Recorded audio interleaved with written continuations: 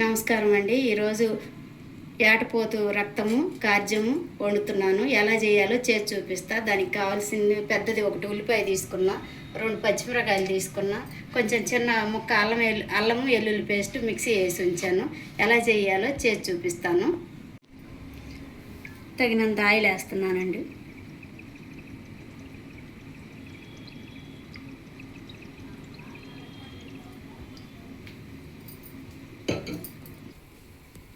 Oil వేడైందండి. ముందుగా cut చేసి ఉంచుకున్న ఉల్లిపాయ పచ్చిమిరపకాయ వేస్తున్నాను.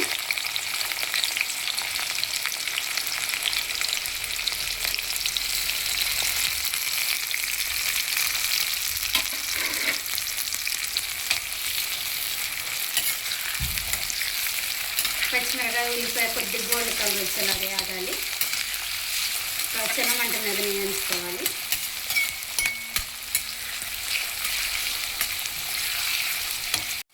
ఉల్లిపాయ పచ్చిమిరకాయ అంతా వేగిందండి. ఇప్పుడు అల్లం వెల్లుల్లి పేస్ట్ వేసుకోవాలి. 2 స్పూన్ల అల్లం వెల్లుల్లి పేస్ట్ వేస్తున్నాను.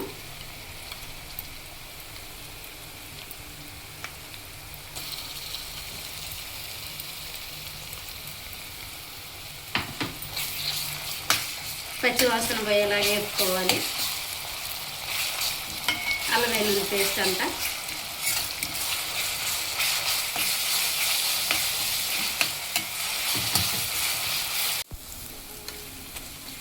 అల్లం వెల్లుల్లి పేస్ట్ అంతా వేగిందండి. ఉల్లిపాయన్ని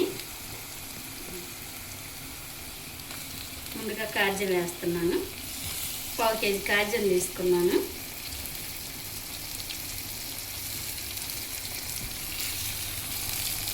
మన ఈ రక్తం తెచ్చుకున్నప్పుడే ఉప్పు వేసి ఉంచుకోవాలండి. అప్పుడు ఇలా అయింది.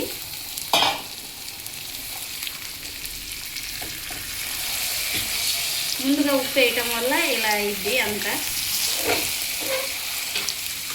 కొంచెం వేడవనిచ్చి అప్పుడు కట్ చేసుకోవాలి ముక్కలు, చిన్న చిన్న ముక్కలుగా.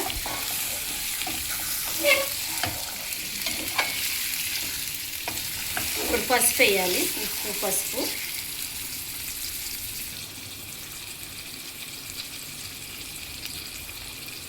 ఒక 1/2 స్పూన్ పసుపు వేసానండి, చిన్న స్పూన్తో.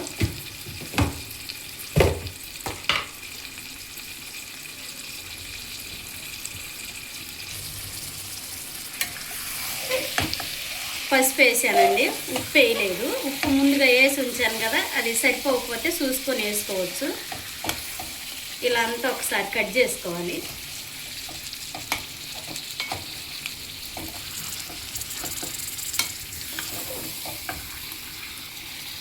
వేగిన తర్వాత కొద్దిగా అంత కట్ అయిపోద్ది. కొద్దిగా 2 నిమిషాలు అటు మూత పెట్టి ఉంచుకున్నాం.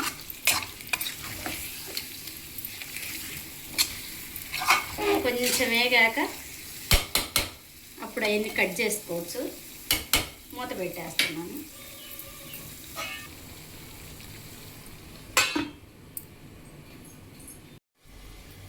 ఒకసారి మూత తెచ్చొద్దాము.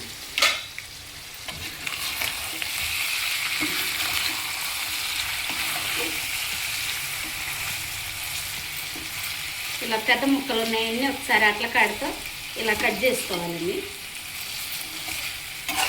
కొంచెం వేగిందంటే అంతా కట్ అయిపోద్ది.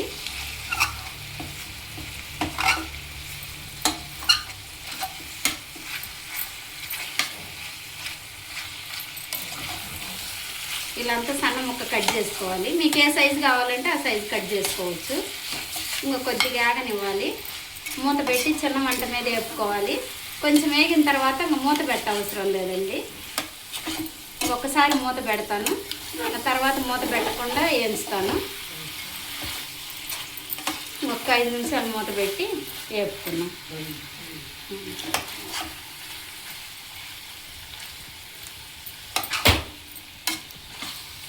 మూత పెట్టేస్తున్నాను. ఒక 5 నిమిషాలాగా మూత పెట్టుకుని తర్వాత చిన్న మంట మీద వేపేస్తాను.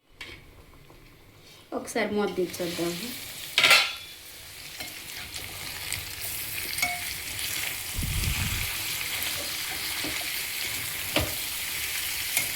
మాడకుండా సిమ్లో పెట్టే వేయించుకోవాలండి. కొంచెం వేగింది. ఇప్పుడు కొంచెం గరం మసాలా, కొద్దిగా కారం వేసుకోవాలి.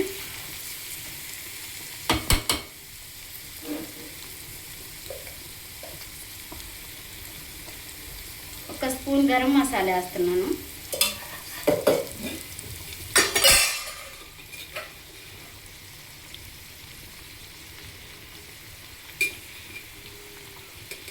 రెండు స్పూన్లు కారం వేస్తున్నానండి.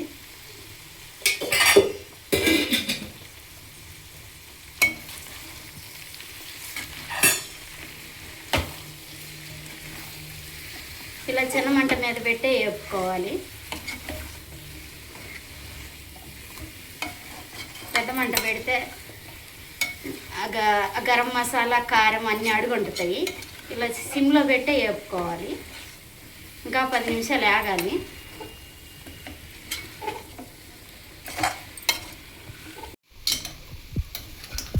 అంతా వేగిందండి. గరం మసాలా కారం వేసిన తర్వాత చిన్న మంట మీదనే వేపుకోవాలి. ఇలాగా కొంచెం గరం మసాలా వేసుకునేటప్పుడు కొంచెం మిరియాలు కూడా 4 వేసుకొని మిక్సీ వేసుకోవాలండి. అప్పుడు కొంచెం నీసు వాసన అనేది లేకుండా ఉంటుంది.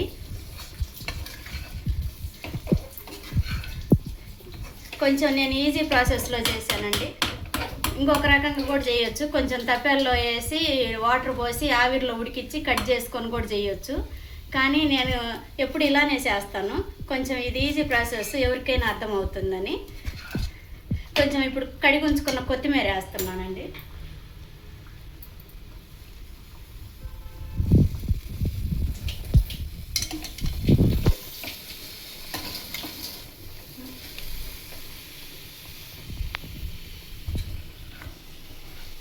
అంతా లైట్గా వేగిందండి. మసాలా అంతా ముక్కకు పట్టింది. కారం, గరం మసాలా అంతా, ఉప్పు, కొంచెం లాస్ట్లో కొంచెం ఉప్పు తగ్గిందండి. నేను కొంచెం చూసుకొని మళ్ళీ ఉప్పు వేసాను. ఇప్పుడు దింపుకొని బౌల్లోకి తీసుకొని చూపిస్తాను. నేనైతే ఇలా చేసుకొని బౌల్లోకి తీసుకున్నానండి. ఒకసారి మీరు కూడా ఇలా చేసుకొని ట్రై చేయండి. అలా నిమ్మకాయ పిండుకొని ఉల్లిపాయతో తింటే చాలా బాగుంటుందండి. ఒట్టిదైన తినవచ్చు, చపాతీ లేకైనా బాగుంటుంది. వీడియో అంతా స్కిప్ చేయకుండా చూడండి. అప్పుడు సబ్స్క్రైబ్ చేయండి, లైక్ చేయండి, షేర్ చేయండి, సబ్స్క్రైబ్ చేయండి మరిన్ని వీడియోస్ కోసం.